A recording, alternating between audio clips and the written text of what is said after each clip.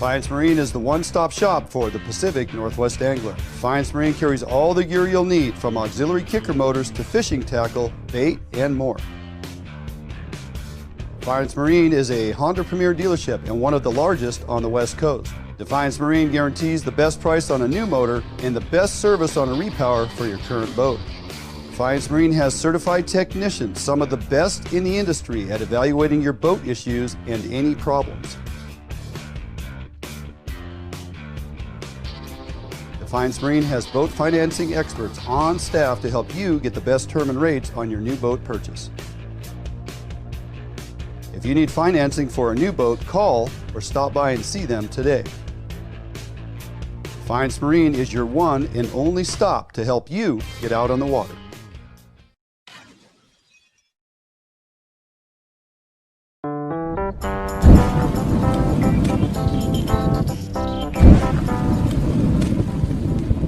Cutbacks in funding and fewer law enforcement resources are affecting our businesses and communities. If your business is feeling the effects, Phoenix Protective may be the solution you are looking for. They offer security solutions customized to meet your needs. From remote video monitoring in their 24-hour control center to a proactive, experienced security professional on site, Phoenix Protective has over 20 years experience in ensuring the safety of their customers. Team members are highly trained and proactive, giving them the ability to adjust to the changing needs of their customers. Customers choose to work with Phoenix Protective because they provide the next level in security support to industries such as schools, hospitals, transit, and utilities. For a security assessment to see how Phoenix Protective can help you and your business, visit their website at www.phoenixprotectivecorp.com and select Contact. If you're looking for the best fishing rods in the world, you really do need to take a look at the Edge rods.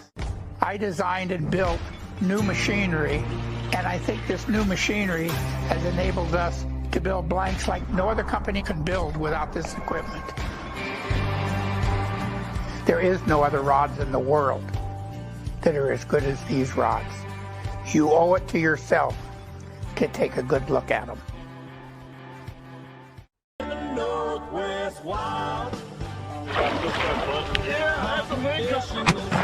We've got a ballistic solution app on my... Tuna grounds are on the ocean, Tommy. We're going to do that. Don't go anywhere. We've got all the great fish that make great fish and chips.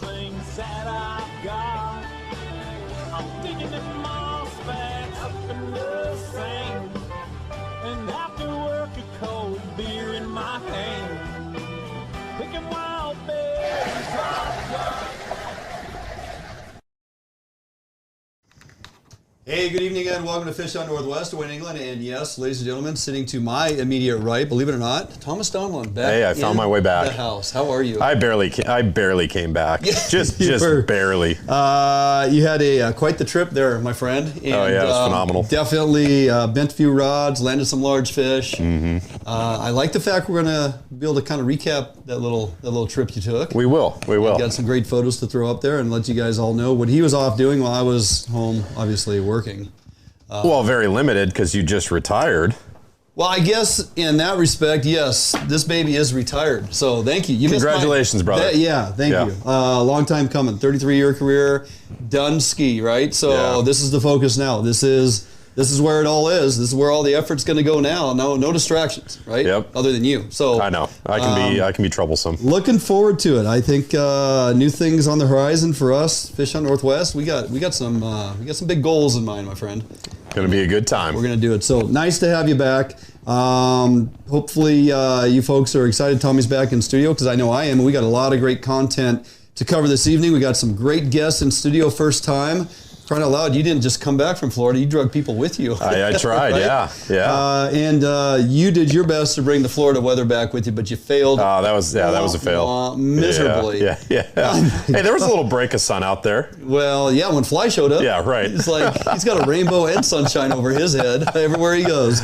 So the rain was like, oh, that guy's showing up, we're out of here. So, but my gosh, the wind today, the rain, I'm just going, November over yet? This is ridiculous. You had a full-on tornado down here. It seemed like it. There was stuff flying across the yard I hadn't seen before, and I think people are going to be coming to claim their furniture if Shane doesn't sell it. So, yes, hey, thanks folks for wishing me happy retirement.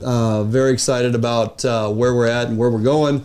with this and everything we're working on. So glad you could join us tonight. As I mentioned, we got some great guests lined up.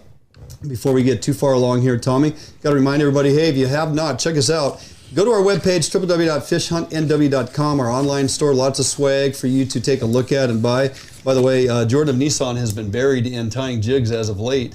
I don't know what's going on, but the Rufus wood package and other steelhead jigs flying out the door. Yeah, people are still nailing my Rufus, huh? Yeah, Jordan's doubling it down, man. Keep those jig orders coming because I like to see him busy and out of trouble, so that all works. But jump on the website, check out what we have there, some blogs, lots of great info. And of course, right front and center, don't miss it, FHN 20% off any and all Edge rods that you purchase. Go to the website, click on the coupon, it takes you right to Edge rods. Anything you buy through the website, you're going to get 20% off every single rod, every single day, 365.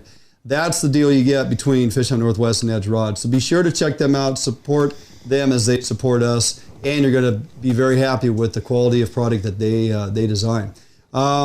With that, Tommy, we got tons of stuff going on. You know, it's on again, it's off again. The Spring Chinook this year is like the Ross Perot of the presidential race years ago. It's in, it's out, it's here, it's not. But lo and behold, today, matter of fact, they reopened the Columbia below Bonneville down to Beacon Rock. So we have that entire opportunity again on the main stem Columbia for Spring Chinook. And there's a lot of good thoughts and thinking, hey, you know, it's the right time to reopen it. We got through May 22nd, and then we'll have another opener June 4th through the 15th. They're giving us a number of days here. They've upped the run size from 122 or just shy of 123,000 to 161. 162,000 Spring Chinook now. So that's quite a delta. That is quite the bump. Yeah. Right? So what I was wondering when I look at something like that, I always question, you know, is it still good? I mean, if it opens up, right, like it is there still opportunity? Are people still going to be able to get fish? Or is it kind of one of those things where the bulk of the run is passed through and we're going to give you a token time on the water to go in fish? this instance, they felt there was plenty of fish available. They are slightly higher than the 10-year average on the recent return as of right now. There's well over 100 fish over Bonneville Dam currently as we speak. There was discussion back and forth between Washington State and Oregon and the fishery managers to decide when to truly open.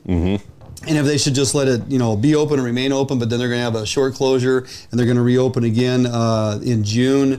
By the time we're open here, June 4th through the 15th, I would say we're kind of into that previous statement you just made. Like, are we on the? Right. We are. We're on the downhill trend by then. But this first stint here, the 12th through the 22nd, 10 days, the fishing could be pretty good as we still have a lot of fish coming back. You got a 2 adult hatchery salmonid retention opportunity, but be careful when you read that reg. Only one can be a hatchery Chinook, the other can be a steelhead. So you are able to retain a steelhead on the Columbia as well. And by chance, you do catch steelhead every once in a while on herring, believe it or not. Really? Yep. That's kind surprising. of anomaly, but it does happen. Happens down at Buoy 10 more than you would think. So get after it. You got 10 days, and then it'll close for a stint, and then it'll be back open June 4th through the 15th. Plenty of opportunity on the main stem, as well as a lot of other spots. Tommy, we got other things opening up. Yeah, we do. So there's also Icicle River retention, right, which is something that really doesn't come along that often. This is a bank-only opportunity, cannot take a motorized vessel. And the dates for this are Monday, May 16th to Thursday, June 30th, so about 2 weeks. Yeah. Daily limit, 2 hatchery Chinook. Minimum size 12 inches, so you can keep a jack as well. And then here's one of the things that kind of caught my eye is that it is a mandatory retention of that hatchery Chinook. So you catch that first hatchery fish over 12 inches, you got to keep it, right? 13-inch hatchery Spring Chinook. It's yours. Jack. Oh, it's take yours. It home, man. You're taking it home. Look, they eat fantastic, but yeah, so 2 fish limit. I mean, that tells you that they're going to get more than enough fish for that hatchery program on the Icicle. And this is one, folks on the east side in that region, they look forward to this when they get that opportunity. When the Icicle opens, that tells you, man, spring Chinook fishing this year is pretty good. Yeah. Pretty good. Yeah. I ran down this last week, actually the day I left work. So that was Monday morning, dropped off all my stuff, made a beeline down, met the boys at Drano, Chris Harvey with Brad's, and of course Scott call, and then Alex was there, and got to fish with Gary Loomis and Brad of Brad's Killer Fishing Gear, getting a couple Northwest icons in the boat and listen to those gentlemen discuss all facets of fishing and stuff. You know, Gary's 82, Brad's 62, 64. But just to listen to those guys talk on what's currently going on, things of the past, pretty amazing stuff. Oh, I bet. Now, the wind was blowing 30 miles an hour, and the weather absolutely sucked, and it was cold. And I'm like, this is not springer fishing. Oh, no, wait, yes, it is if we're in like February. Yeah, right. Right? So Brad did manage to put one in the boat prior to me jumping in there, and then after that it was done. So it's your fault. Pretty much. Okay, I figured that was the case. But we do have a lot of tributary opportunity, and Drano is going to continue to fish strong, and some of the other tributaries we've spoke of as of late, and out there on the coast, Old Duck seems to be kicking out some fish. These rivers are going up. I had put a post on our Facebook page today, are you done with Mayvember yet? And showed a spike in a local river. The amount of rainfall here in this Olympia area, this region, well over an inch in the next 36 hours. Yeah. So that's a lot of rain for mid-May. And the temperatures aren't getting any warmer. We're down to 37 degrees at night. It's got that chill in the air.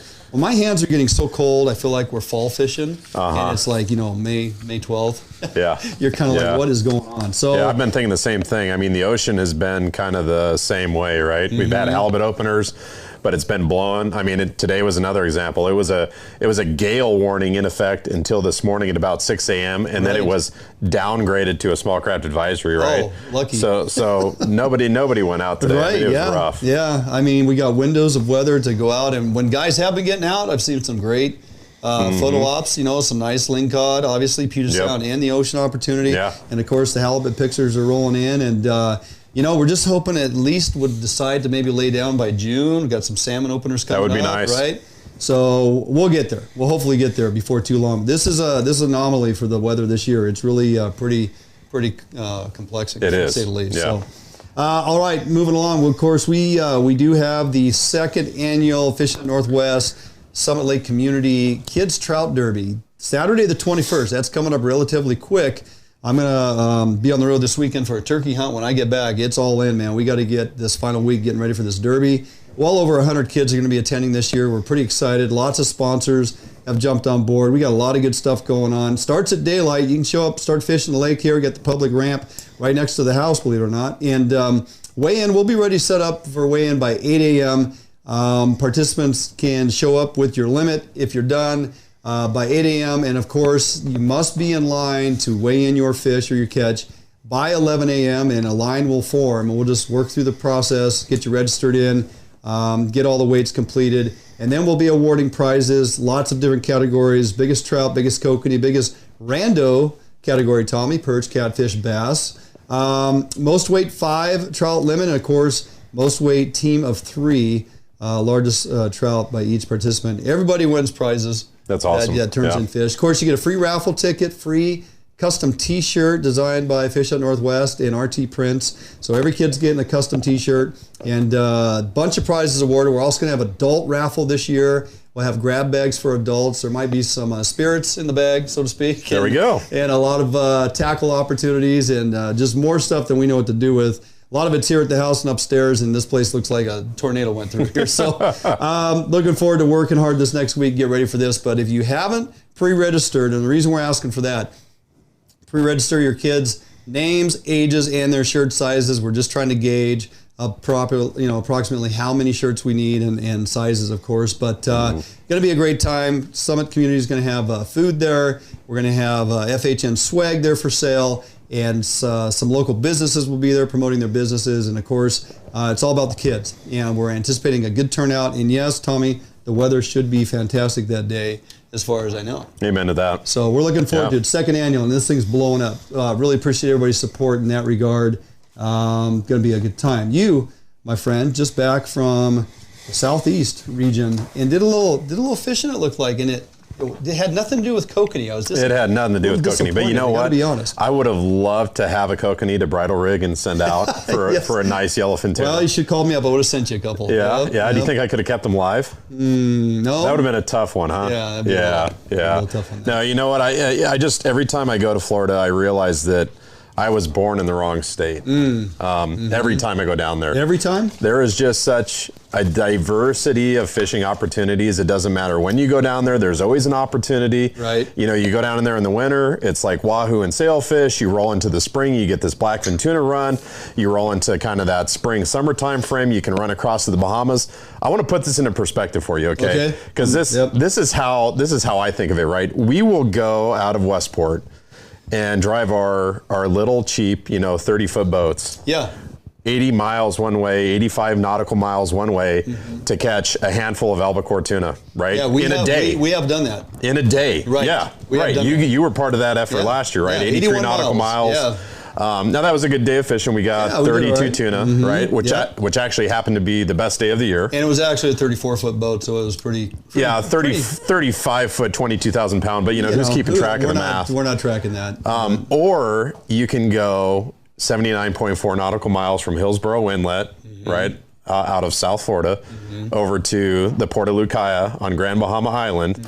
Make that your home base for 3 days, and you can fish for everything. Yellowfin tuna, you can fish for wahoo, you can fish for, mahi-mahi. They've got deep dropping for snapper and all sorts of grouper. You can dive. Better weather than we had. Oh yeah, it was beautiful. How long did it take you to get there? 74 miles. It was a little snotty, so it actually took us about 3 hours to get over there. Okay. Yeah. Similar, same. Yeah. Yeah.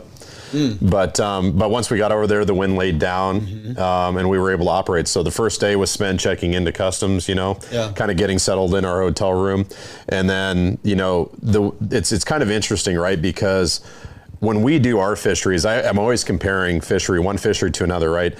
When we do albacore, right, for me it's a 3:30 wake up time.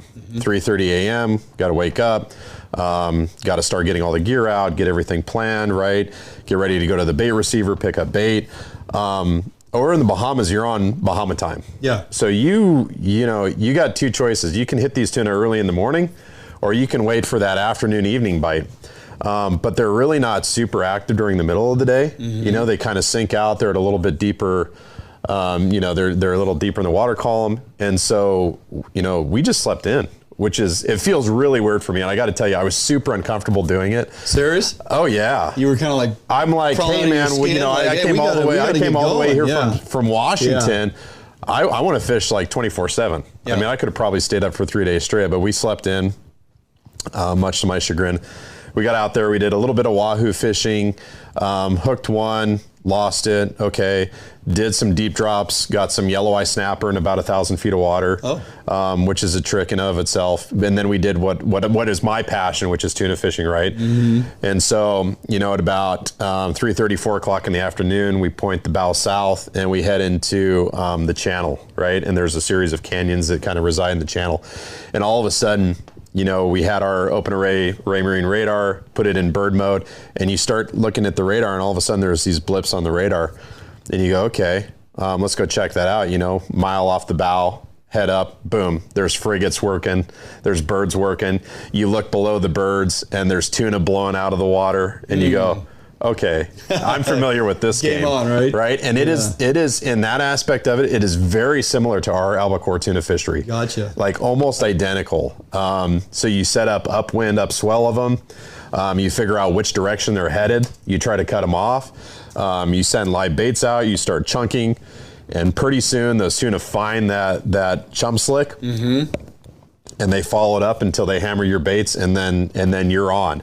Now, here's the thing that's different. You're contending with, I don't know, anywhere from 200-pound to 600-pound sharks. Okay, so they know what you're doing. It's almost like they're trained. You get into that area, you hook a tuna, they know that you're hooked up to that tuna. So it's like our pinniped issue. It is exactly like that. And actually, in this picture, you can see there's a chunk missing out of the bottom end of that tuna. I noticed that. Yep. Shark bite. I mean, that's about a 75-pound tuna, or was about a 75-pound tuna until the chunk got taken out. But we were still able to get some gaffs in that fish until we lost the entire fish. But unfortunately, you lose a lot of tuna to sharks. You really do. Do you really? You do.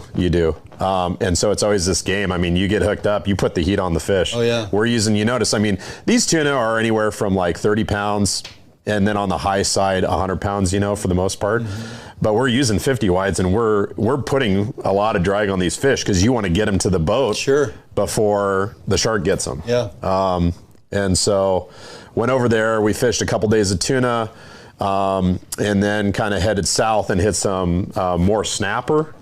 And then, we found, you'd be surprised, you know, we go out here and we look for weed lines, right? And we'll find a kelp patty that's maybe, like if we found something the size of your desk, we would be stoked, like happy to find, you know, kelp in the middle of the ocean looking for albacore, right? Over there's like acres and acres and acres of sargassum weed, right? Rolled up, and you can see the mahi swimming underneath the weed line. You can. How about that? So we rolled up, and it's just, man, you hook one, and it's like the other ones are so intrigued by what happened to the one fish, they just sit there and follow it around when it's on your line. And so then you throw another bait in the water, and then you hook another one, and they're jumping all around the boat, and pretty soon you got 3 on, and then 4 on. And so we loaded the boat like that a couple times just on mahi.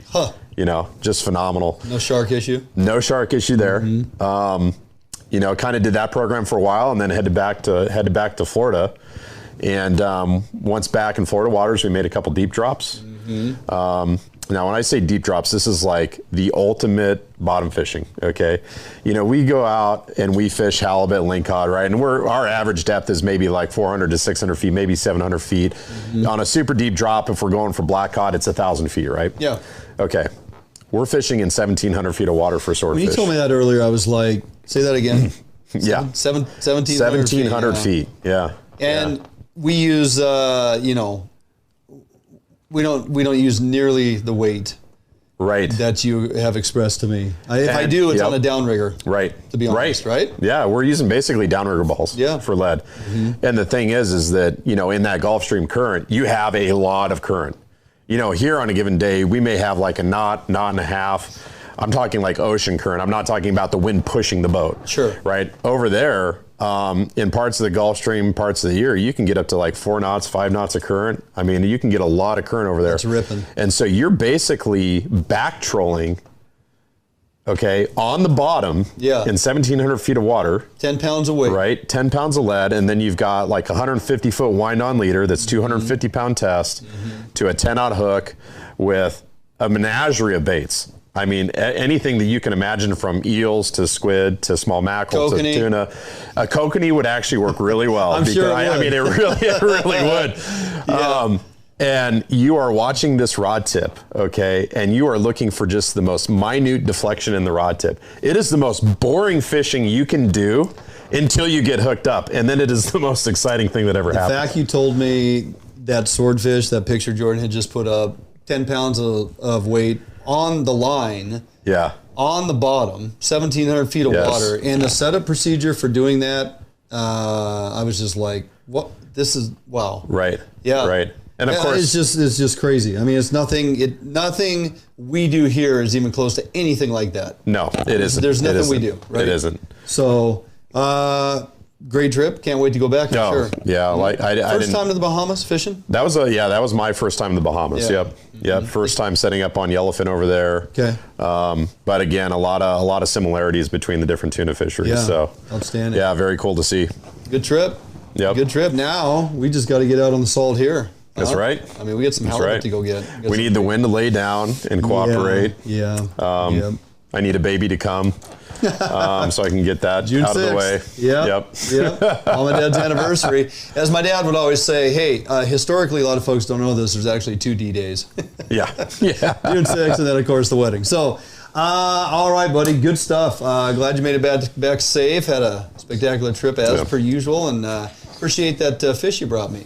Yeah. Oh, wait. Was I supposed to bring something? Sorry, okay. I came from work. That's all right. Yeah, you're good. You're good.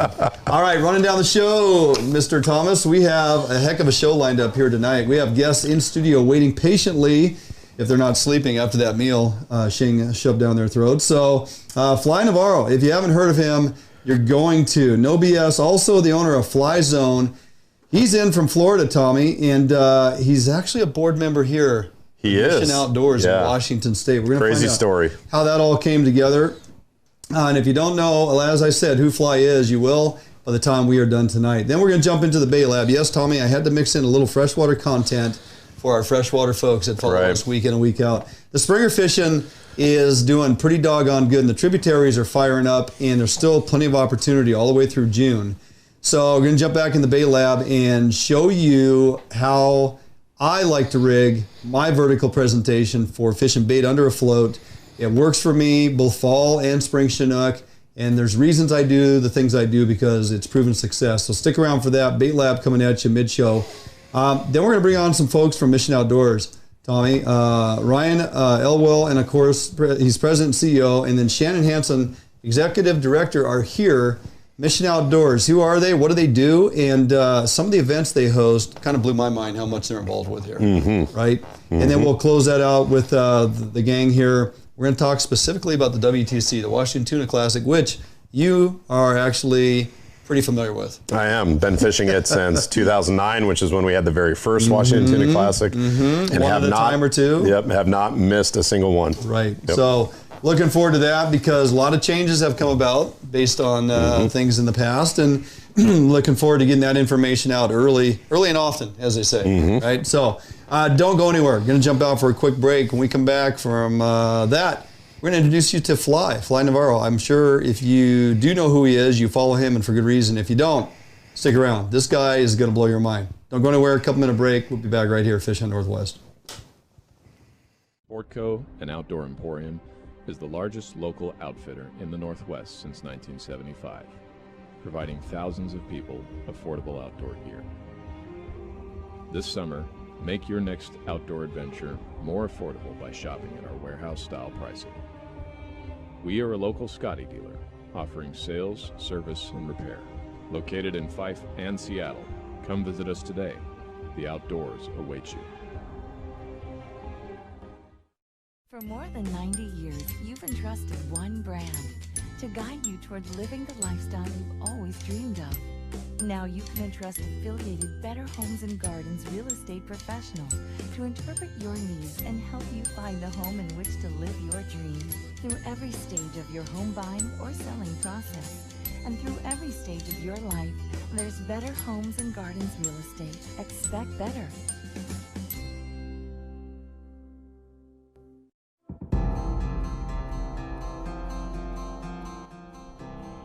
Sergeant Daniel Moulter began his tour of duty on October 21st, 1996, and ended his tour on June 27th, 2020.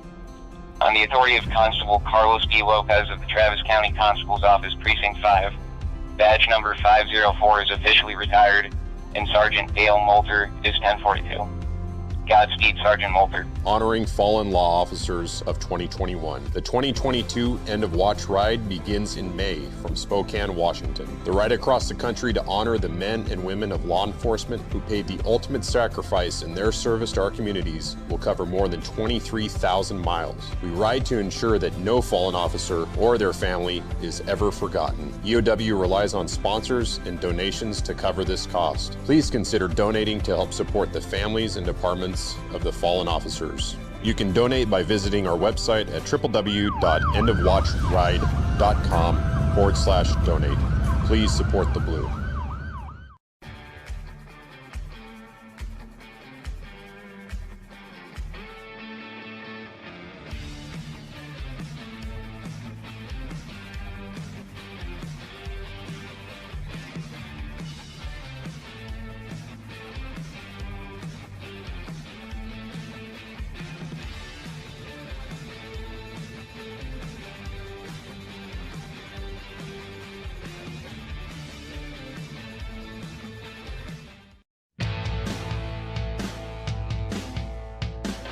Hi, this is Joe and Megan from Archery World.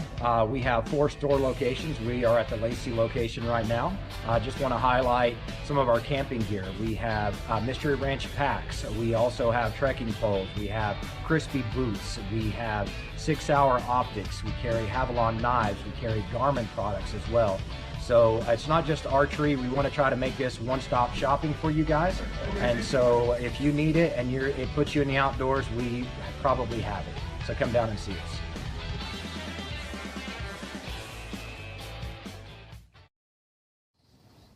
Welcome back, Fish Hunt Northwest, Winning Land, and yes, Tommy Donlan decided to join me tonight, but I would do a disservice.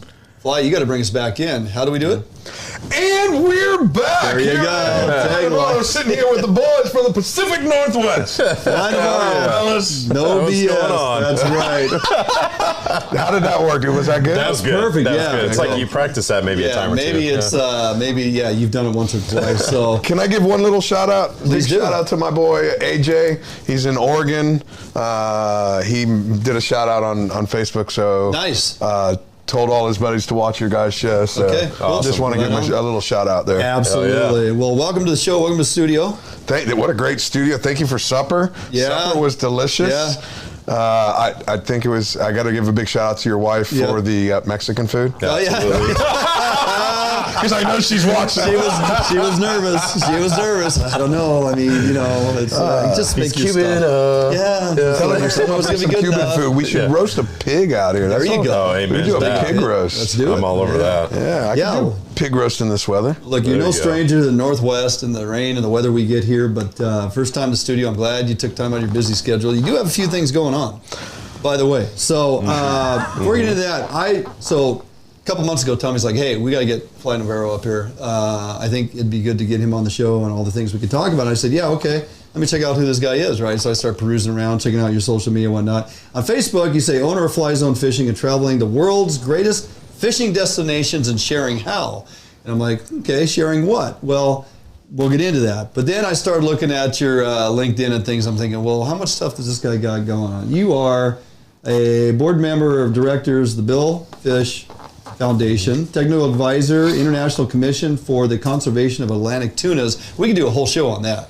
I mean, that's ridiculous. So, book author, 2020, best catch, right? Yep. Congratulations on that. Thank you. Founder of Fly Zone Fishing, of course. Field editor, Marlin Magazine. Tournament director, World Cup Blue Marlin Tournament.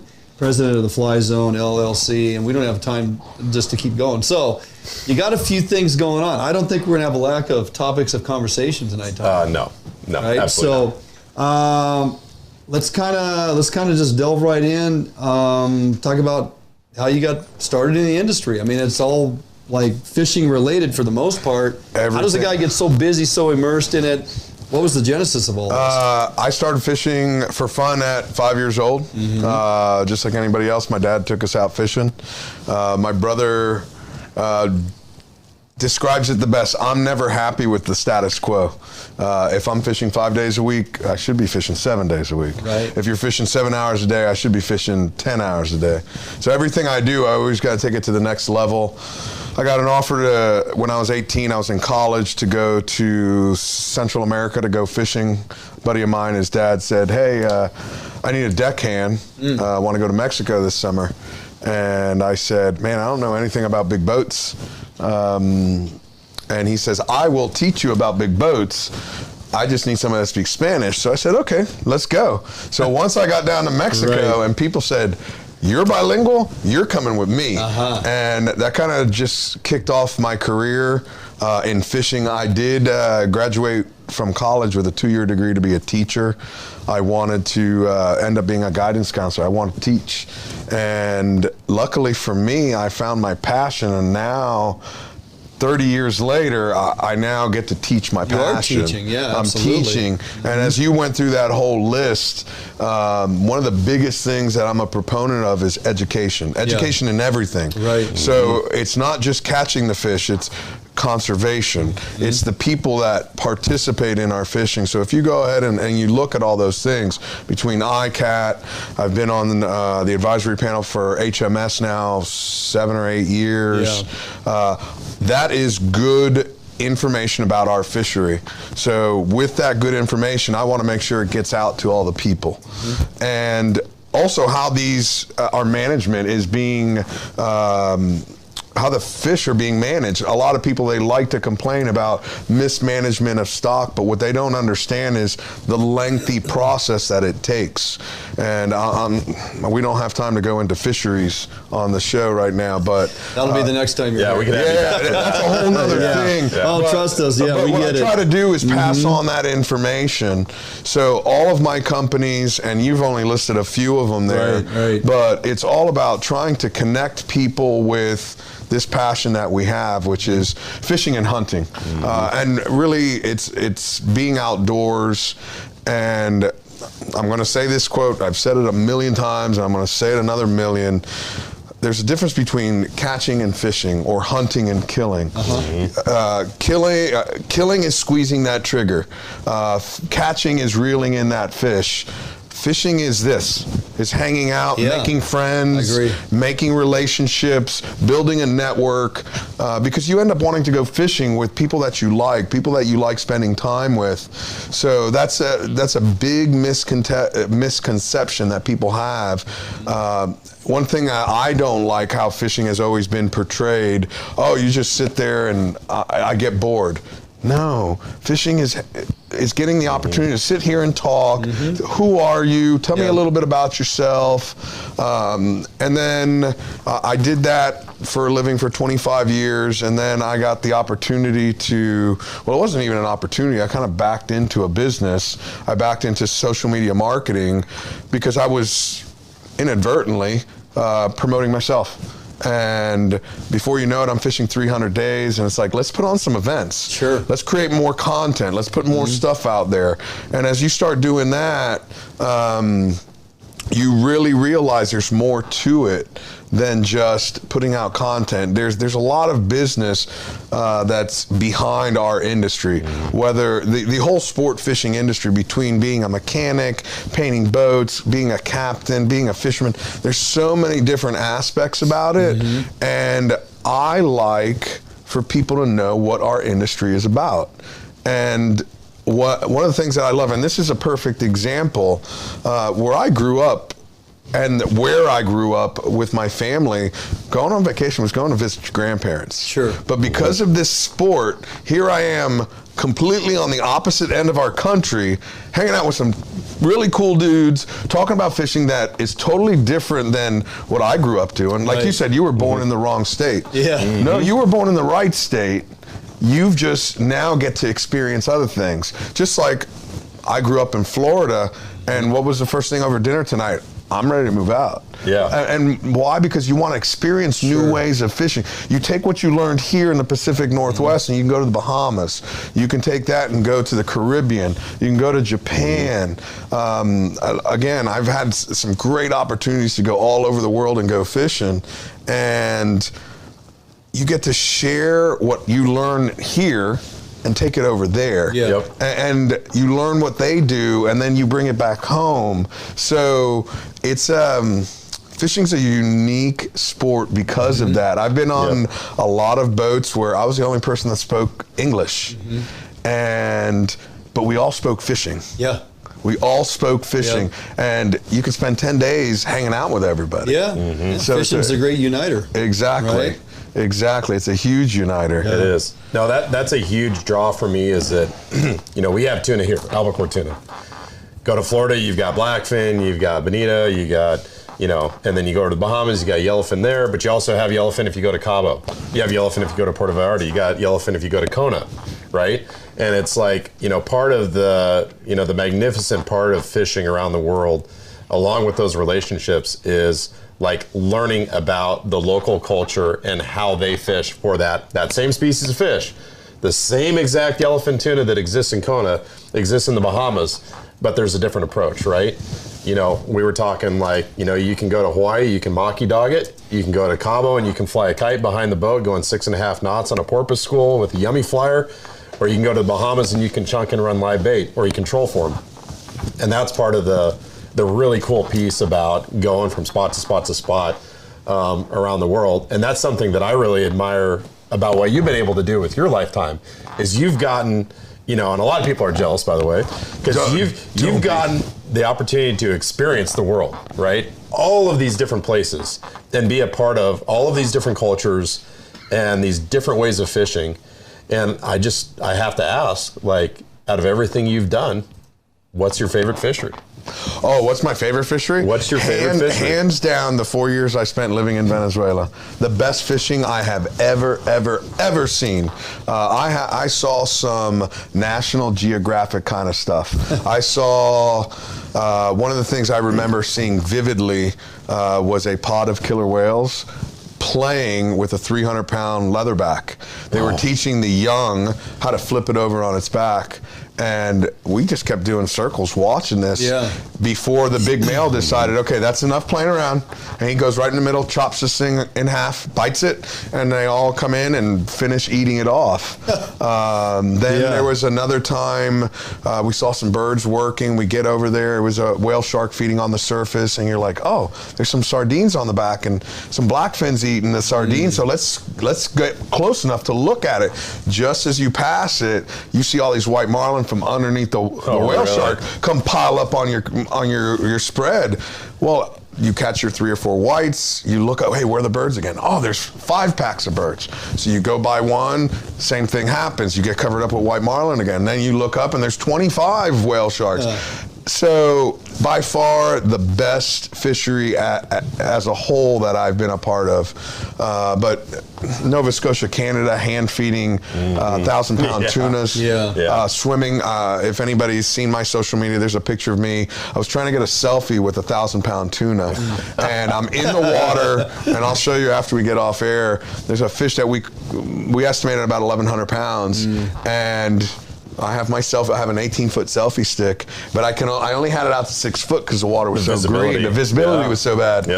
And we had 4 fish swimming around me. They were throwing herring on my back, and as it was rolling off, these 800-900 1,000-pound bluefins are rolling on you. Right. So it's really cool. That's crazy. Great Barrier Reef was great. But again, for me, it boils back to the people. It boils back to the people because the fish is always constant. It's the people you meet when you go to Canada, when you go to Venezuela, you go to straight Japan. to all these different areas around the world you're naming, all those different cultures you've basically, got in with, learned you languages, yourself, people, what they do, how they approach this stuff, what gets them up every day to go and pursue some of these fish, right? And how they prepare it at a meal and share with guests. I mean, all those different cultures across the world just be amazing. I am jealous. That is, and like you said, fishing is fishing, but it's all this other stuff that intertwines, right? Brings persons of different cultures, different languages, different personalities, different likes together, and you find common ground, even if it's unspoken, which is unique in and of itself, right? Exactly. Yeah, so. And you use the word jealous or envious, but that's why I share it to social media, because there's a lot of people that they have a family, they can't travel. That's why I put it on social media. Hey, listen, this is, look at it. And people call me up, hey, I have a vacation. I'm thinking of these 3 spots. I know you've been to 2 of them. This is the guy you should talk to if you go here. This is the guy you should talk to if you go there. So I look at it, personally, I look at it as I want to share it with anybody that wants to look. Because I get it, there's envy, but I do it because I want to share it with people. I want people to say, hey, listen, you can do this. We can all do this. If you put your mind to it. Makes sense. I can't, though, look at your social media every morning because I would not be able to focus. You can't go to work during the day. I would not be able to work. You're supposed to be designing airplanes, and people rely on you being engaged. If my mind started every day with that, like, oh, what if I was in Venezuela or what if I was in Panama? I would just, no, that would not work, right? When your supervisor comes to you and say, Tommy, I couldn't help but notice with this tail section on this 777 resembles... Looks a lot like a Dorado. Looks like a Dorado tail. Maybe I'm off base here. There? Yeah, what's going on, right? So you know what? I'm going to put you on the spot now. Now that you're talking about you being on a plane, so anytime I send anything out, I have these little bobblehead stickers. It's a face of me. I was in Thule, Saudi Arabia, and we had some fried fish, and the fish, when they fried it, it froze with its mouth open. So it was me and this fish. Well, somebody got that picture, made it into a little bobblehead sticker, and started posting it all over the northeast of the United States. And I'm like, man, what a great idea. So I bought 1,000 of them. Anytime I send out any of my swag, when I was sending out my book. So what I would like, I'm going to send you a couple of these stickers. I want you to put them on the inside of a plane where nobody will ever see it. Not gonna happen. And then 20 years from now, he will never get a past inspection. It's like, no, not happening. In the airplane world, we have a word for that. It's called FOD, which is foreign object debris. And that does not fly. Foreign object debris. That is no fly zone. Oh, man. Sorry, your last day. Your last day. You might find its way onto a toolbox or something like that. There you go. Okay, that's close proximity. That's funny. Yeah. No FODs in the Boeing plan. Hey, Fly, we opened up with your tagline, and we're back. And if you jump on your social media and watch a lot of your presentations, your podcast, your how-tos, all the things you got going, what's the genesis for that? How'd that come to be? So I was telling you guys earlier that I was always looking for more content, and the very first time I started doing educational videos, how-tos, we were doing bait rigging. I was there with Tyler Beckford of Teaser Bait Company, and I was nervous. I was nervous in front of a camera. So I needed something like ready, set, action. So I used to watch Mike and Mike in the Morning all the time, and they used to say, and we're back better than ever. And I just started coming out, and we're back. And that was kind of like switching from Robert Navarro to Fly Navarro for me. And now we're in the fly zone. I'm in a zone. Now we're on camera, we're talking. And then people always say, why do you always say we instead of I? Okay, and now I'm back. I go, well, I feel like I'm talking with the fishing community as a whole. We're back. We are back. All of us are back. So that's where, and we're back. And it switches me from a level 2 up to a level 10 because I'm excited. I like to be on camera. I like to be talking about fishing. So that's where it came from. And that's awesome. I love that. And we've been hanging out now here for 2 hours, and other than just having a loud voice, I've been kind of mellow. It's been a long day. We were doing all kinds of stuff. But the moment I say it on camera, now it just, boom, you take it to a different level. Autopilot and that's what being in the fly zone, quote unquote, is all about. It's taking your fishing or your outdoor experience to a different level. And whatever your level is, I'm not trying to tell you to compete with me. I'm telling you, whatever your level is, if you take it to a new level, now you're in the fly zone. Kokanee fishing is what, a level 4? Tuna fishing, level 10. Level 10. For sure. But you say it's not about what you're fishing for. I know. It's about how you go about that fishing. Exactly. If you show up at 4 o'clock in the morning and there's nobody there and everybody starts showing up and they're like, how did he beat me here? You know what? That's what that is. Right. You know what? It's just in the zone. I mean, I don't care what your fishery is, right? Like, I've had years out here on my simple little lake in my backyard where I was fishing for WDFW. Yeah, they're kokanee, but they wanted to do research, so they said, hey, you know what? You don't have to worry about 2 rods. You want to run all 3 downriggers? Great. I'm out there learning myself to go, the fact that I'm running the boat in the wind, running 3 rods, trying to keep 1 or 2 in the water at all times, netting fish, bonging fish, putting fish in the box, redeploying gear, up and down the downriggers, and just catching as many as I can, just makes you a better fisherman. Because you're doing all this by yourself, right? And it's like, gosh, you get a couple extra people on the boat and just focus on like 1 or 2 things, you're just like, you're on cruise control. But Tommy makes fun of it. But I'm telling you, it's like, if you can just have enjoyment in whatever it is you're doing, and you challenge yourself to like try to do more, try to do better, try to be better next time, or figure out what your failures were. To me, it's just all inclusive. I don't care if it's kokanee, I don't care if it's getting him on River Chinook, first time, eggs under a bobber. I mean, it all is an experience. Every day you go out on the water. Okay, and correction. I would never make fun of a fishery, but I will make fun of you. There's a difference there. There is a distinct difference. I have nothing against kokanee fishing. It's just you. Gotcha. So I just want to put that out there. That wasn't me. That's usually something I would say, but I didn't say it. Tommy will say it every week. I'm used to it. So okay, before we get out of here, so I got to ask you this question. So I don't think that when we were fishing the Washington Tuna Classic last year out of Westport, Washington, I did not know that you were going to be there. And I'm walking down the dock, typical scene, Westport, and it was an overcast day, kind of cloudy, a little bit cold for August. And I look over and I go, Fly Navarro, what in the hell is he doing here? And I just saw you and I'm like, oh, he looks cold. He looks cold. And I walked up, introduced myself, and I'm like, "What are you doing here?"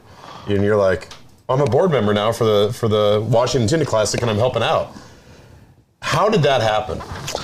So, again, because of COVID, we all got locked down, and somehow I got asked to write my first book.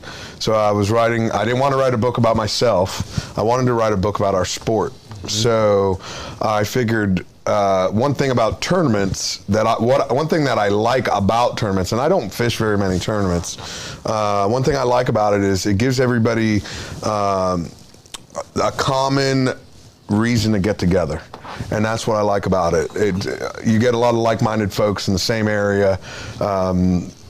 You go to a tournament in Washington, it's going to be totally different than a tournament in South Florida. And so I decided I wanted to write a book on the top 60 tournaments of the United States, or of the Americas. And I was doing a lot of research because we were locked down. We didn't have nothing else to do. Yeah. So one of the things that caught my attention about the Washington Tuna Classic, it wasn't even the veteran component that caught me. It was the fact that all the fish that's caught during the tournament gets canned and given to the local food banks. And I'm like, man, how cool is that? And as we started doing more research, then I realized, there's a veteran component to it. And it's funny because we talked about it at dinner. I called Shannan, and I called Shannan, and I called Shannan. And who is this guy? But it was so cool. Yeah. And I'm persistent. I really am. I'm like a nag. I always tell everybody I'm a nag. I'm like the military's version of Psychops. You put me in front of somebody's house and I'll just talk until they give up. And finally, Shannan called me back and I'm like, I really want you guys in my book. I think what you guys are doing is really cool. And I didn't know about all the other stuff they were doing. I didn't realize all the clam fishing and the crabbing and the hunting and all this archery stuff. So while we were out there, and actually at that time I hadn't accepted the position on the board yet. You were just out there documenting. They asked me during the Washington Tuna Classic, and I said, listen, let's get this event over with, because I don't like to make decisions. I don't like making any decisions during an event. That's just my deal. And afterwards, Ryan and Shannan and I got on a phone call, and I said, listen, I would love to be on the board with one prerequisite, and that is it can't be just for the Tuna Classic. It has to be for everything you guys do. I don't want to just do it for one event. I want to help you guys do with everything you guys do.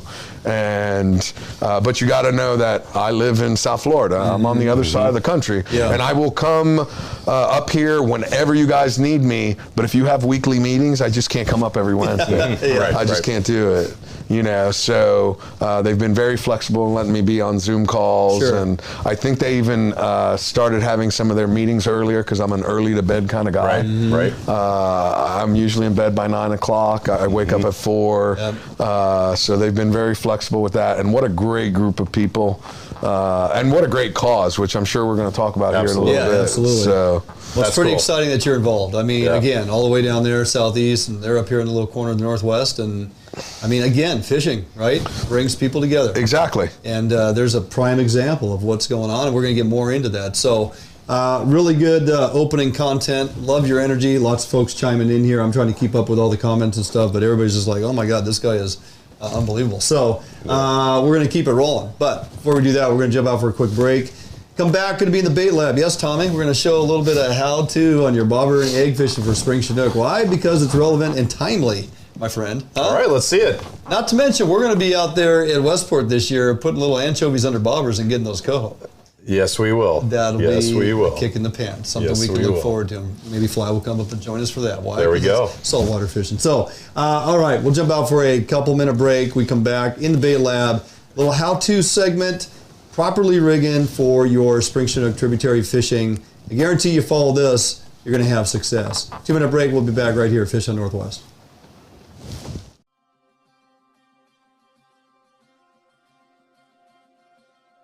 Allied boats are built by West Coast fishermen for West Coast fishermen. Deep V 21-degree dead rise at the transom guarantees a smooth ride no matter the conditions.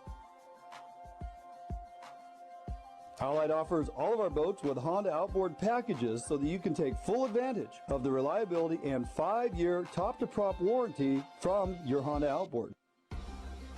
Allied boats range from 19 to 32 foot in length, so no matter what type of heavy gauge boat you are looking for, we have it for you. All of our Corsair 21 foot and larger designs come standard with reverse chine that is welded inside and out with no extrusions below the waterline, so that you will never have to worry about corrosion problems down the road. Get out on the water today in a boat that you can trust and enjoy with Allied Boats. Contact us at Allied Boats today to learn much more about our incredible fishing machine. New days, new beginnings, new friends, new loves, new dreams, new goals, new scenery, new job. No matter what the next chapter holds, Better Homes and Gardens Real Estate will be there to help you find the new that's right for your lifestyle at any stage of your life. Better Homes and Gardens Real Estate. Expect better.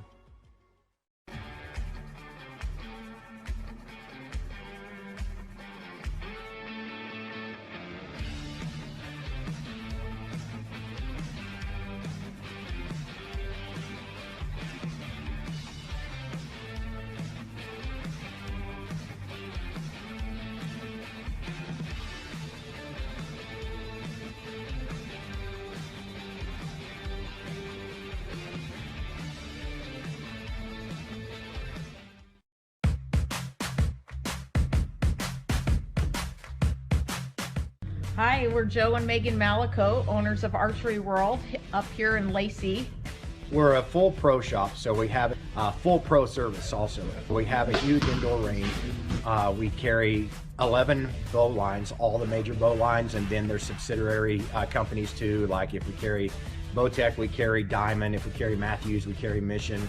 When you come in, we're going to ask you, what kind of price point you're looking for. What's your hope, what's your goals, what's your bow, and with that information in mind, we'll point you in the direction of, that price point bows, and then maybe give you the option to test fire, maybe a higher level bow, just so you can compare. But it really is all about getting what it is that's going to work for you. We don't upsell anyone. They shoot it, they like it, they don't like it, they don't get it. We don't operate like that. So if you need it and it puts you in the outdoors, we probably have it. So come down and see us.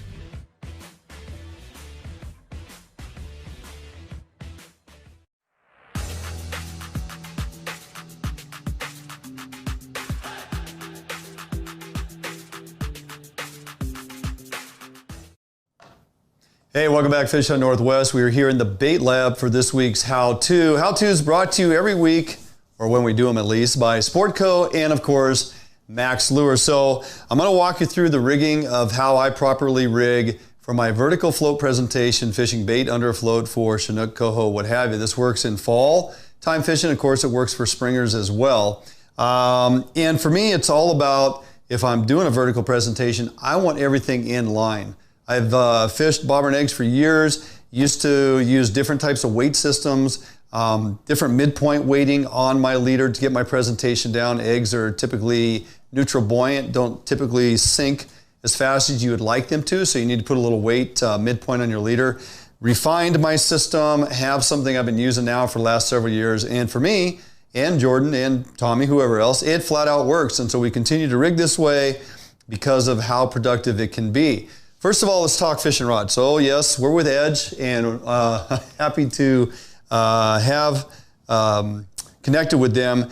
10.5 foot rod for me, fall fishing, Spring Chinook, has been my staple for years. Various brands, but I can assure you, and this is just not a sales pitch, this 10.5 foot, 10 to 20 weight, it's a 1065 by Edge, the lightest and best bobber rod I have ever used for Chinook, and I'll use it this next fall for Chinook and coho, chum, what have you. But this 1065 is fantastic. Again, hands down, the lightest rod I've ever fished in a vertical float presentation. And the reason I like a 10.5 foot rod, because we are float fishing. I have braid on the reel, with a top shot of mono. It's all about mending the line, especially when you're bank fishing, not elevated out of a drift boat or even out of a power boat. But even when I'm bank fishing, if I'm in waders in the water, I'm already down at a low level, a longer rod helps me keep that line up off the water. It's easier to mend, loop my line back to the float, prevent that downriver line belly. Although it's on the surface, it still collects water and will put your presentation moving in a awkward presentation. Too fast, too slow, what have you. So mending line is important. So again, 10.5 foot rod, I couple that with a nice Revo Beast, 22-pound drag, especially when we get into those fall fish, much bigger fish. You want to have plenty of drag to put against them. I put on about 12 to 18 feet of monofilament top shot. In the fall time, I'm using 25, sometimes 30-pound tests. For springers, I can probably get away with 15 or 20-pound tests. Now, I don't use fluorocarbon as my top shot. Fluorocarbon sinks even faster than monofilament. And remember, we're float fishing. So when I put that top shot on here, and I'm going to show you guys this in a little bit, this float is actually traveling, sliding up and down on the monofilament, not the braid. The majority of the braid to the float floats on the surface. You do have some monofilament that will be on the surface from your uni knot of your braid to the top end of your float. That's okay. Typically doesn't bog your float down all too much. And then everything underneath the float, you definitely want it to sink. So monofilament works great. But I don't need that top shot to be fluorocarbon. Now, if you want to use fluorocarbon leader, especially for springers, as we get into June, water gets extremely clear. That is a nice alternative, and I use it often, but only for the leader material, okay? So this 10.5 foot rod, and the way I rig it, we're gonna walk through. That rod's a 1065. You know, a nice alternative too, if you're just talking springers, I can use it even for steelhead, and make a 1064. This rod is rated at 8 to 17. I would fish this all day long for springers. A lot of the fish we're getting are 8, 10, upwards of 15 pounds. You get some 20-pound fish out in the Columbia, perhaps on your troll fisheries. You'll get some bigger ones in the tributaries from time to time. But your average fish, this 8 to 17, this is also a 10.5 foot rod. It's going to get it done, no problem. A lot of confidence in that. So how do we rig this, okay? Again, 40, 50-pound braid typically is what I run, not because I need the strength, but because I like the way it pays out on the reel. And the fact that if I do get hung up and you pull tight on it, it doesn't wind its way down inside the spool, get buried in there, and you have a hard time getting it out of there. A little larger diameter on your line, on your braid, it's not going to get embedded in the reel so deep. And it just, you know, for durability and how it fishes, floatability, because again, we're bobber fishing, we want braid to float on top. So for me, it's at a minimum 40. Typically, I put 50 pound on, especially these bigger reels. I can pack plenty of line. I go 2 or 3 arm lengths at 6 foot increments. So typically, I got 18 feet, 16 feet of monofilament uni-knotted to my braid. Now, this is my working end of it, okay? The float goes on here, slides up and down. I couple this to my terminal end. It's what the bait is going to fish under. The bobber is sliding up and down on the monofilament. This is the line that's going in the water. I don't need, again, the fluorocarbon except in the leader material. So how do we rig this first and foremost, okay? Bobber stop is key. We're on monofilament. If you tie the Dacron onto the monofilament, it doesn't tend to hold as well. It's going to actually slip. These Bomac rubber egg bobber stops are money. Simply pop that through, slide it up, okay? We're just going to run that up the line a ways. Now I have to have something that's going to stop that bobber. If you look at the size of this grommet in here, that bobber stop ain't going to get it done. The other thing I like to do is color contrast, okay? So I'm going to pick something that is of different color that I can always tell when my bobber is maxed out, when the line has paid its way through the float, and I know my suspended offering is at maximum depth. If I simply rig this with a small bead on top of the bobber, sometimes I can't see that from the shoreline. So I'm gonna, typically I'll use a cheater, like a size 12, size 14, some type of color that is different from the top of my float so I can always see when that maxes out, okay? Simply put that through the float. Now I need a bead underneath here to protect the knot against the weight, all right? So we're gonna slide a bead on here. This is typically a 6 millimeter. Put a bead on there. Now if you look, with bobber stops on here, this will stop either side, okay? That is the right way to do that. This is a 1 ounce float, and I choose that because of the size of eggs that I put in the presentation, but also because of the amount of weight we're going to put on here. The other thing I like to do is I will use, excuse me, another bobber stop at the base of this float and underneath the bead, and we'll slide that up. The reason I do that is after this is all rigged up, if I do cast out, get hung up, and I break off, hopefully the leader breaks below the weight, and or if I do break the weight off on my knot of my top shot, that simple little bobber stop on there is going to keep me from losing the float and all the rest of the gear on top of it. So just a little trick I like to put on there. That bobber stop saves you time and time again. Now we're going to take a 5/8 ounce weight. We got a 1 ounce float, 5/8 on the inline weight. Now this is where I don't tie a swivel underneath my float and then clip on like a cannonball or clip on some line with a some pencil lead or something like that. They design these inline sinkers that are swiveled at both ends for a reason. It's so that you can actually fish everything in presentation completely vertical in a straight line, okay? So nothing offsets, nothing is hanging off out the side. The other thing cannonballs do is they tend to make a pretty good splash when you're fishing your floats. You throw them out there, they're going to splash, make a big noise. In low clear water, that can be problematic. Now, I'm going to slide this bobber stop down, and that's where it rides. It just basically sits above the knot, above the weight. And so this float can come all the way down. When I reel it in for casting purposes, it's all the way at the bottom, and that's all you need it to be. Now, if I had a reason to fish a pinned float, like we do for a lot of steelhead and jig presentation, typically don't need it for bait presentation, but I can, between the two bobber stops, I can actually pin this float at whatever depth if I chose to. So that's another option on it, okay? So now I got my weight, and now let's talk leader. Now, so if you read your rules and regs, there's some options. You can fish 2 hooks in bait fishery suspended under a bobber, although if you read specifically, anytime it says I forgot what they call it. Anti-snagging, thank you, yes. Anti-snagging rule. If you're reading the anti-snagging rule, it's going to be very descriptive in saying 1 single point barbless hook, okay? If it doesn't say anti-snagging rule applies, you can fish 2 hooks for your presentation. So in this regard, I'm going to say no anti-snagging rule, we can fish 2 hooks. I like to fish like a 3/0 and then a 1/0 stinger. Bait's going to go in the bait loop on the main hook. That gives me full exposure on a 1/0 hook.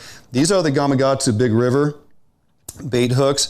These are fantastic because in our barbless fisheries, the nice thing about this design of a hook is it has this anchor point at the base of it. It's not rounded like this hook typically, okay? So for me, the catch hookup and land ratio seems to go up exponentially when using this style of hook, simply because of this anchor point. Once you penetrate the jaw, get it against the bone, that is not coming out for the majority of the time.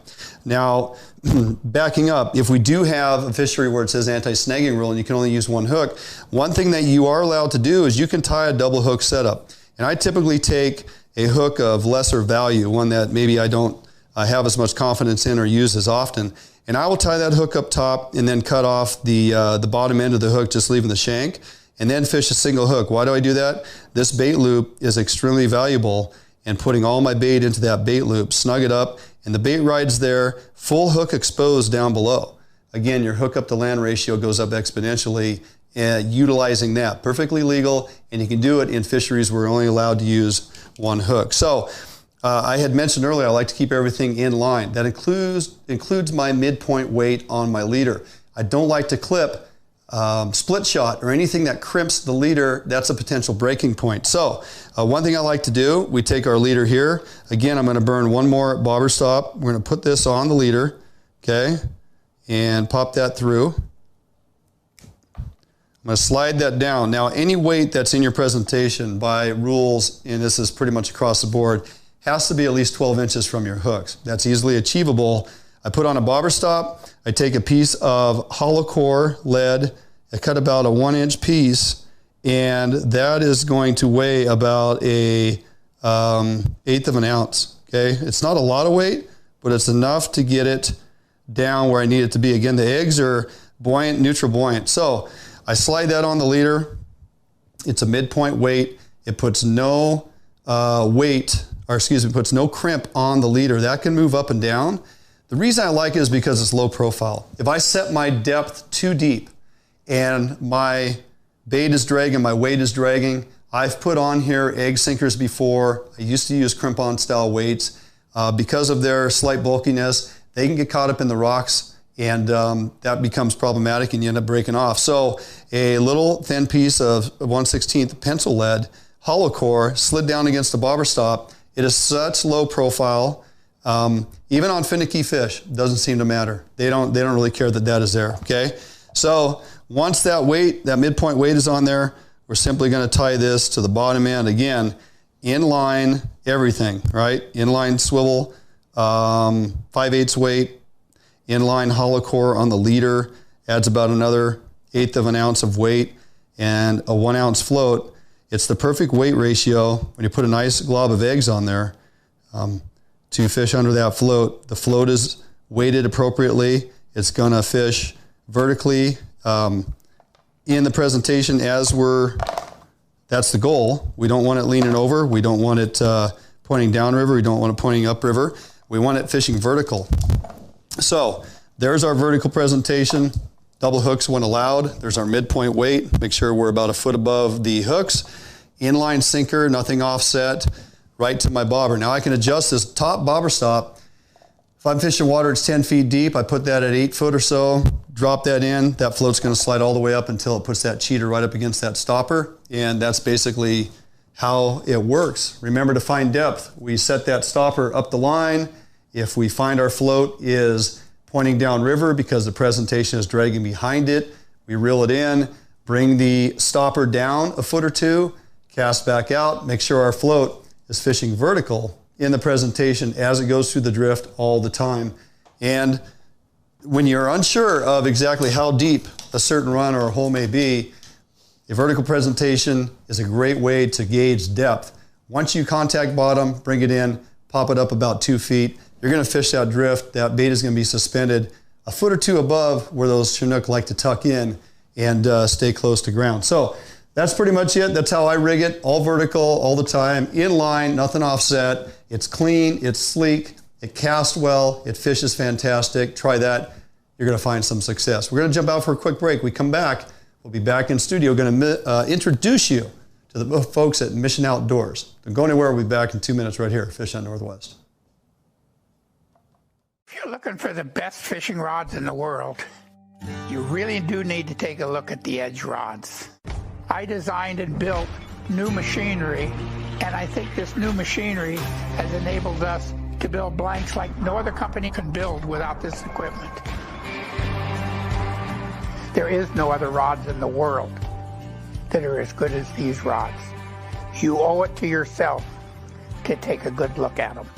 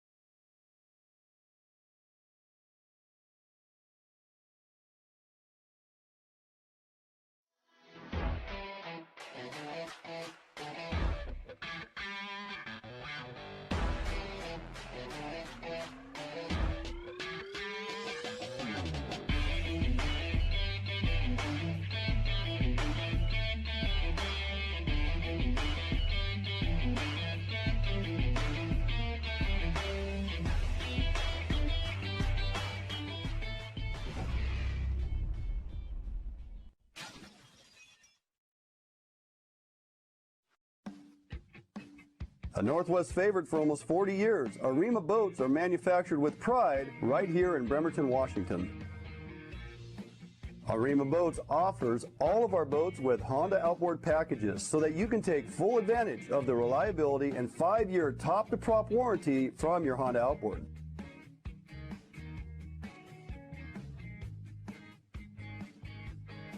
With literally thousands of Arima boats on the water throughout the Pacific Northwest, Arima boats are a proven hull design that offers incredible fuel economy and all of the amenities that a serious angler is looking for. All Arima boats are built without any structural wood materials. That is why we back our boats with a lifetime warranty. All of our Arima boats are designed to maximize deck space while also providing ample seating. Contact us today at Arima Boats for all your boating needs and let us help you get out on the water.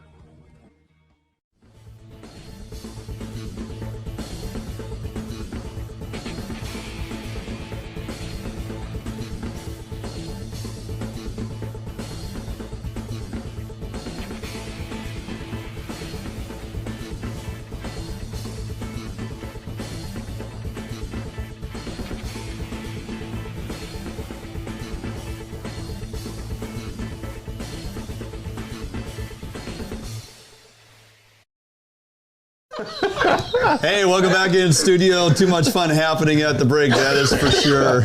You good? And we're back. And we're back. That's right. Yes, we are back here in studio. I want to introduce you guys to Ryan Elwell, President, CEO of Mission Outdoors. Welcome. Thanks for having me. Yeah, absolutely. You've been sitting over here at on the side, just kind of waiting to get in on this circus. And Shannan is over here as well. Shannan Hansen. She'll be joining us later. She doesn't know that, but she will be joining us later as we talk about WTC. So, Ryan, let's talk a little bit about Mission Outdoors, what it's all about. What is the mission, I guess, of Mission Outdoors? The mission is lure the veteran out of their house and get them connected with a community that cares about them. So we put any kind of event together we can think of. Anything that sounds fun. Washington Tuna Classic being the first event that I was involved with. And you create a reason for them to leave their house and to bring their family and to get connected with guys like us that are doing okay in life and can share our hobby with them and hopefully plant some seeds of hope. Oh, that's awesome. So, you're not just doing it for the vets too, you're doing it for their families as well. And I know you guys have a number of, activities for the kids. Tell us about that. What are some things? How do you get the rest of the family involved? Well, I'll tell you what. Fly and I both identify as 5-year-olds. And this is true. I noticed that. So we've learned that if you get the kids out, you get the spouse. Right. And then the husband's supported in coming out too. So if you can engage with the whole family, it's all about the whole family unit being healthy. And what a great hobby to get kids started in. And a lot of times the spouse will come and they're a little bit stone-faced. They're not really into the fishing or archery or whatever it is we're doing, but we find by the end of the weekend they've become family members, and it's awesome to see. So that's one of my big passion points is getting the little guys out. Yeah. Because I still feel like a 5-year-old. Well, they're the future too. They're the future. Fishing and hunting, right? So talk about how you land these particular veterans of all facets. Do people submit their names? Do they locate you guys at missionoutdoors.org? Kind of what's the process of how you get connected with these folks? That's the challenge. And you've got veterans that have been out of the military for years. They're carrying their baggage, their PTSD. And, we're trolling for these guys through our website and through word of mouth. And our website definitely has information about how they can sign up. But we're also looking to other veterans that are doing okay to refer those vets and get them in. And that's a big part of it. Just being out there in the community, meeting people, and realizing that this guy needs a hand, and getting them signed up that way is really our most effective way to get the guys in that need a hand. The other thing we do that we don't talk about is we pull in active duty folks from first group down to JBLM, and these are guys that are all combat injured. Every one of those guys has seen combat and has some injury of some kind. And those guys are still working pretty hard, and there's generally a spouse and kids involved, and that's something we don't talk about.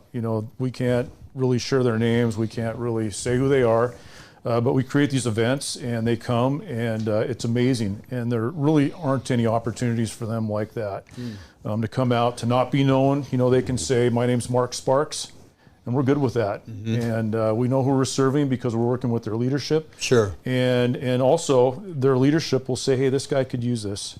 and we don't ask questions. We just provide the service, and a lot of times it grows into something kind of amazing. We do a 3D archery shoot up at Flint Tip in Enumclaw, and it's one of my favorite events. It's private. Nobody knows about it. It's behind a locked gate, and these vets come out, and it's absolutely amazing to see the transition over 3 days. And see them leave there and want to become members of the archery club because it's close enough to JBLM. They can come out, they can do it with their kids. The spouses are getting into it, and it's just cool to see a seed start to sprout and grow in their life that they didn't expect. So awesome. Tell us a little bit, Ryan, about how this thing started. Yeah. How did Mission Outdoors start, and what drove you personally to found this organization? Well, I found myself in a position where I learned about a couple boats that broke down during the Tuna Classic back in 2013. A buddy was fishing the tournament and said, Ryan, will you bring your boat down? It's big enough to take these guys out.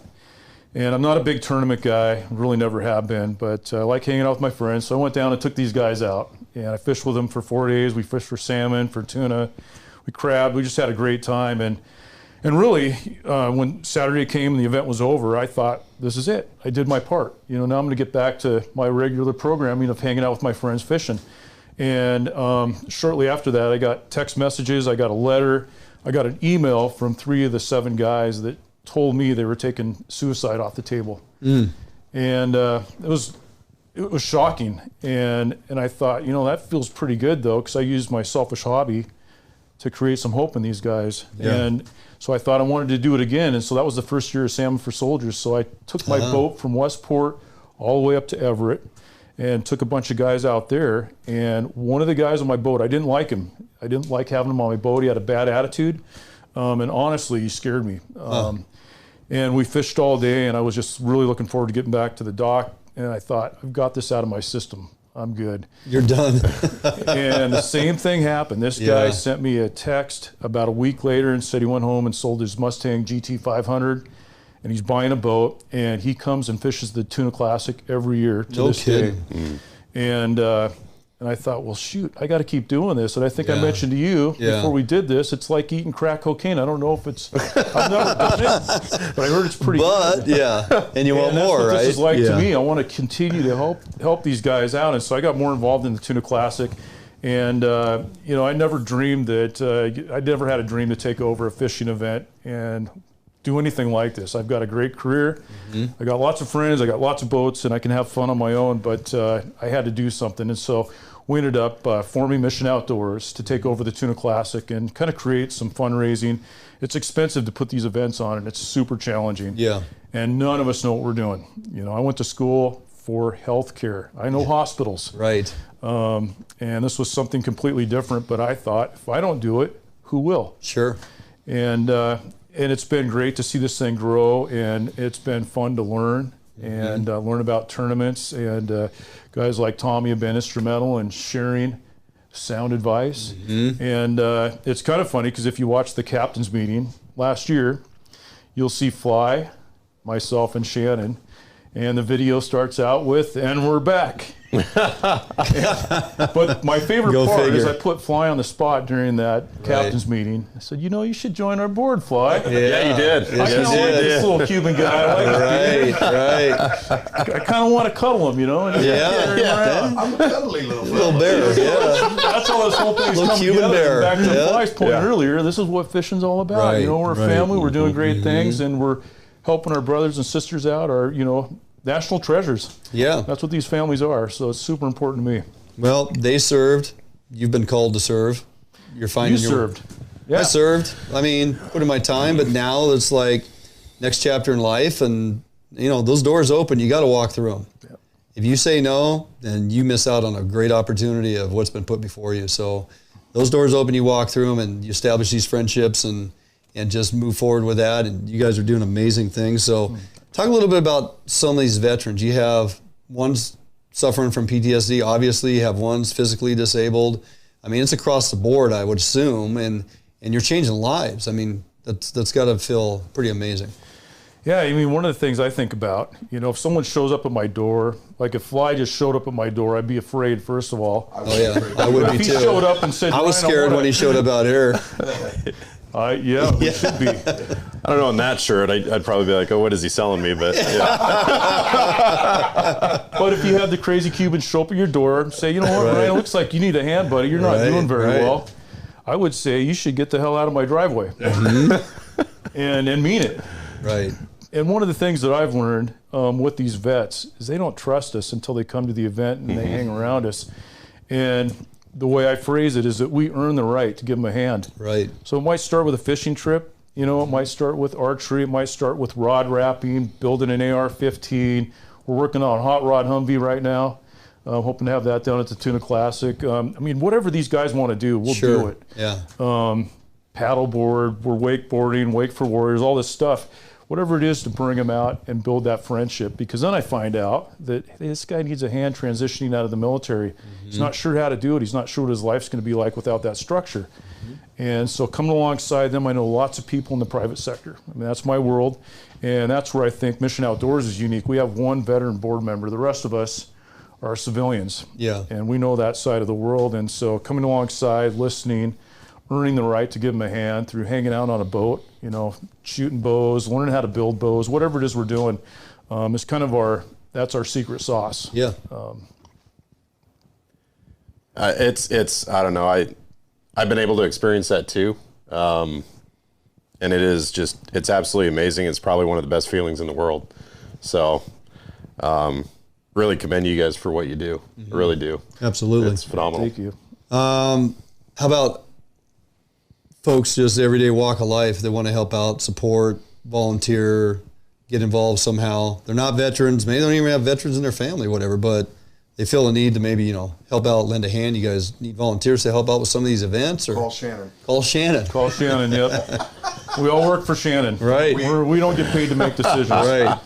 I don't do anything without checking with Shannan. Yeah, well, you're a smart man. Yeah, one of the fun things, though, is that I meet people all the time. And I met a colleague at Seattle Children's a couple weeks ago. And actually, I've known her for longer than that, but a couple weeks ago, she shared that she runs an equestrian nonprofit. And they have therapy horses. And I just love it when people come out and they want to share their passion, their hobby, and say, could we pull veterans into this? And so now we're talking about doing some equestrian-based, you know, therapy with these vets. And so we've got another vet. He actually moved to Texas. This guy, you know, was just having a heck of a time. And he's a guy that came to our events. I earned the right to help him. And he called me up and he said, you know, Ryan, I'm just not doing well. And I said, well, when was the last time you felt good, you know? And he said, well, I did this rod wrapping thing. I went to this class and I was wrapping a rod and I didn't think about my problems the whole time. I just cared about the colors and doing it perfect. And this guy was born with a stick up his butt. I mean, if he's going to do it, it's going to be perfect. Right. And I said, well, let's wrap some rods, you know? And he said, well, I can't afford the gear. We can remove that barrier. Sure. And because I know you're going to do this with other vets. Right. And I know you want to give back. And so we hooked him up with Batson and got him all this gear. And he's wrapping rods and he's won competitions for his work. Oh. But the coolest thing about this guy is he's now teaching other vets how to do this. And he's building rods for people, for vets that he hears about that could need a hand. And he puts them in the mail and he sends them. How about that? We got a random vet down in Oklahoma that's just having a heck of a time. And he got a rod. You know, a rod built just for the fishery right there in Oklahoma. So now this guy's giving back and his little arrows are pointing out and he's starting to see how he can impact other lives. And so I think those stories are the best ones about how can I help? Bring your hobby, bring your passion. Let's talk about how we could integrate veterans into this. That's the thing. They get passionate about something, then they're willing to pass on the craft. Yeah. And they want to open that door for other vets who are suffering to, hey, let them know, you know what, there's more to life. And sitting in your house every day in your pajamas, not getting out and doing stuff and getting out and meeting people and getting these gremlins out of your head, right? It's important stuff. So you guys actually have taken on quite a number of events. You got the La Push Lingcod Derby coming up this month, right? Later in this month. Taps Island Golf Charity Tournament in the summertime. And, of course, the big event, the Hope Grows Outdoors Annual Charity Gala. Tommy says he wants to go to that. So I'd like to see him all I've been meaning to go for 2 years now, and something always comes up. But you got a number of these different events. Tommy kind of mentioned it. I mean, if I go to your social media, what doesn't just stand out to me is all the vets and all the work you guys are doing, but all the involvement with the kids, right? The families, the youth events, the archery stuff. Talk about getting all them kids involved in some of this stuff. How did that kind of, you know, escalate to the level it's at? Well, for me, I love the kid part of it. That's what really drew me in, to find out a dad's doing better.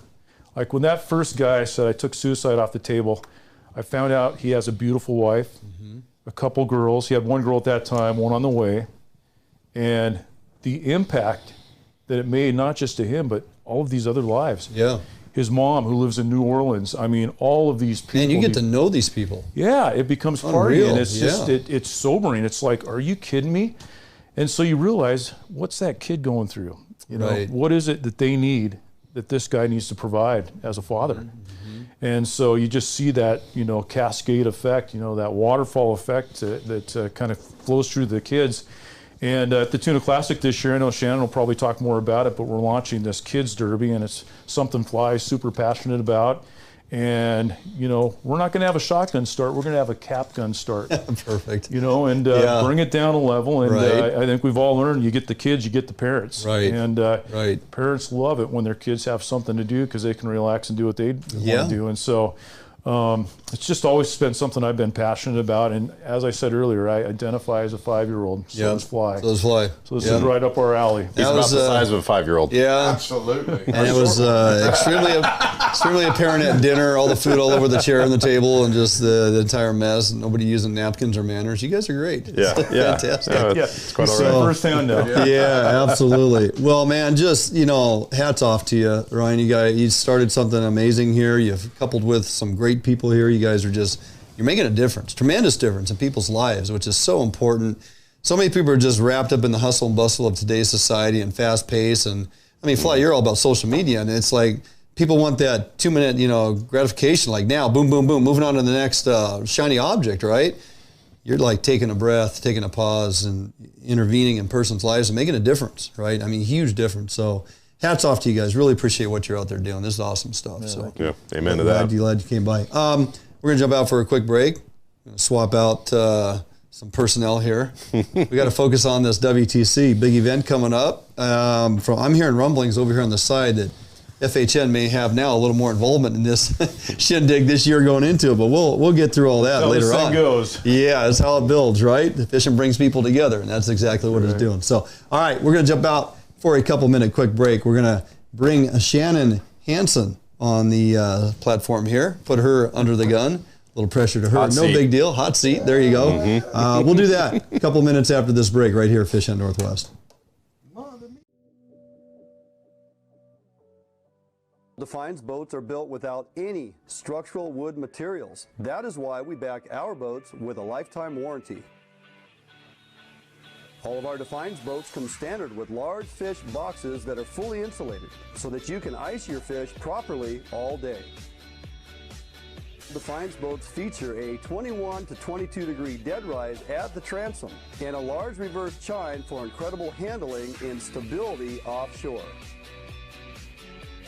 Defiance boats are foam, flotation filled, and unsinkable for the ultimate in safety while fishing offshore. Defiance boats feature fuel-efficient hull designs with large fuel tank capacity so that you can have maximum fuel range for making long offshore runs completely safe and affordable. All Defiance boats come standard with self-bailing decks for improved safety while at sea. Defiance Boat offers all our boats with Honda outboard packages so that you can take full advantage of the reliability and 5-year top-to-prop warranty from your Honda outboard. Defiance Boats for all your boating needs, and let us help you get out on the water. Today, the need for quality private security services is at an all-time high. Contract Security Service provides day-to-day peace of mind as they protect people and property. Here at Phoenix, we provide service for multiple state and federal contracts with services ranging from uniform, patrol, alarm monitoring, canine detection, executive protection, as well as investigative work. Phoenix client management models are built on understanding our clients' security needs and responding with a tailored program that is best fit for them. Phoenix provides excellent customer service through well-trained, highly motivated security professionals. Recruiting highly qualified officers is the first step in building a strong team. Currently, we are comprised of 70% prior law enforcement and military veterans. If you are prior military or law enforcement, go to www.phoenixprotectivecorps.com and apply today.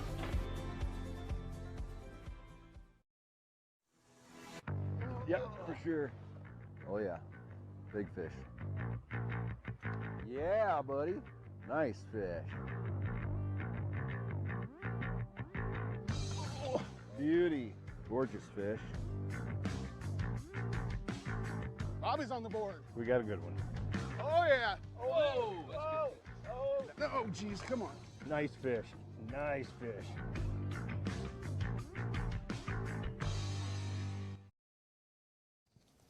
All right, welcome back. No. Did it? Go ahead. Yep. And we're back. Thank you. I keep forgetting. I want you to do it. No, and we're back. Right? Got to get the fingers and thumbs out there. You know, it's always great when you're walking down the dock or at the boat show or something, and you just hear, and we're back. And it's like, I know it's for me. So That's a compliment. No, it's a huge compliment. Yeah, absolutely. Shannan, remember that. Shannan Hansen, welcome to the stage. Welcome to the hot seat, lady. All right, you thought you were just going to sit over there and chime in once in a while. I thought I wasn't going to have to go on camera tonight, you guys. I'm the behind-the-scenes gal. Now you're front and center. Not anymore. You're in front of the house now. You guys took on the WTC, so you're out front and running with it. So this year, August 5th and 6th, correct? Yep. Let's talk a little bit about Big Fish Friday and then how it kind of transitions into that Saturday event. Yeah, definitely. So Big Fish Friday, we get it all kicked off, and they'll be just starting out Westport. We'll hopefully have quite a few boats registered this year, but they'll be back in by 6, just the biggest tuna that night, and yeah.